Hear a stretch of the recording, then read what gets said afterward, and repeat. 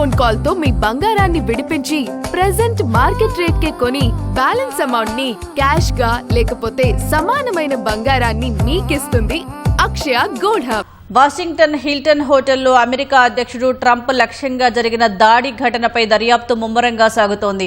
నిందితుడు అలెన్ గురించి కొత్త విషయం వెలుగులోకి వచ్చింది. దాడికి కొన్ని నిమిషాల ముందు కుటుంబ సభ్యులకు లేఖ పంపిన నిందితుడు అందులో పిల్లలను లైంగికంగా వేధించే వ్యక్తి, రేపిస్ట్, ద్రోహి అనే పదాలను వాడాడు. ఈ ఆరోపణలను ట్రంప్ ఖండించారు.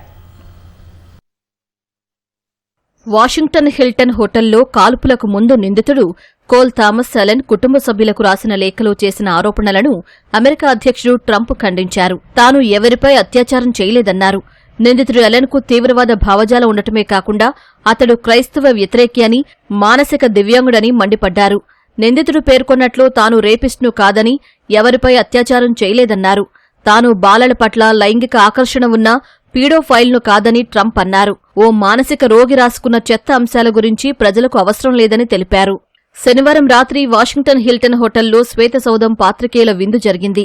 ఈ కార్యక్రమానికి ట్రంప్, ఆయన సతీమణి మెలానియా, ఉపాధ్యక్షుడు జేడీ వాన్స్, మరికొందరు మంత్రులు హాజరయ్యారు. ఆ హోటల్కు అతిథిగా వచ్చిన నిందితుడు కాల్పులకు తెగబడ్డాడు. సీక్రెట్ సర్వీస్ ఏజెంట్లు అడ్డుకోవడంతో అమెరికా అధ్యక్షుడు ట్రంప్నకు ప్రమాదం తప్పింది. కాల్పుల ఘటనకు ముందు నిందితుడు తన కుటుంబ సభ్యులకు రాసిన లేఖలోని అంశాలను దర్యాప్తు అధికారులు నిశితంగా పరిశీలిస్తున్నారు. ఒక పీడోఫైల్, రేపిస్ట్, దేశద్రోహి తన నేరాలతో అమెరికాకు మసిపోయడాన్ని ఎంతమాత్రం అంగీకరించబోనని నిందితుడు ఆ లేఖలో పేర్కొన్నాడు. అమెరికాకు మళ్లీ సమర్థవంతమైన నాయకత్వం వచ్చేనాటికి ఈ స్థాయి అసమర్థత, పిచ్చితనం, ఇతర పరిస్థితులు చక్కబడతాయని ఆశిస్తున్నట్లు నిందితుడు పేర్కొన్నాడు. హిల్టన్ హోటల్లో భద్రతా ఏర్పాట్ల గురించి కూడా లేఖలో ప్రస్తావించాడు. భద్రతా సిబ్బంది ప్రధానంగా నిరసనకారులను అదుపు చేయడం, అతిథులపైనే దృష్టి సారించినట్లు రాశాడు. అందువల్ల ఎవరికీ అనుమానం రాకుండా ఆయుధాలతో హోటల్ లోపలికి ప్రవేశించగలిగినట్లు నిందితుడు అలెన్ తన లేఖలో పేర్కొన్నాడు.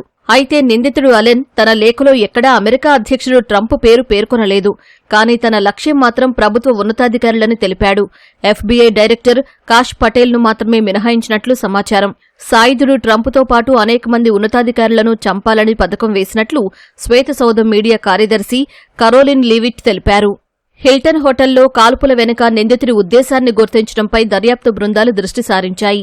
దాడికి ముందు చేసిన ముందస్తు హెచ్చరికలను భద్రతా దళాలు విస్మరించాయా అనే విషయాన్ని అంచనా వేసేందుకు నిందితుడి లేఖను అధికారులు నిశితంగా పరిశీలిస్తున్నారు.